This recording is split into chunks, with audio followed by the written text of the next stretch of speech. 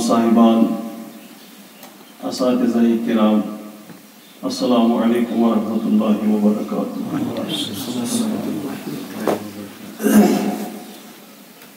اللہ تبارک و تعالیٰ سن لاکھ لاکھ شکر احسان کہ تم دت اس توفیق اخ یہ لکٹ مجلس دینی مجلس منعقد کرنے جمع سپدیا اس برکن پکناؤ سانہ خطر وائد فائدہ یم سات اس کن قسم معاونت مدد کرو یتن سہ گژھِ یہے چیز اس حدیث پاک میں وون الدال علی الخیر کفایہ۔ اگر اس صرف رہبری تو رہنمائی کرو، صرف کرو اس یوت بیکس کرو تلقین اس امکان یہ ادارہ بن یت مز پرن دینی تعلیم تم نیرن نمون بنت اس صرف رہبری کرم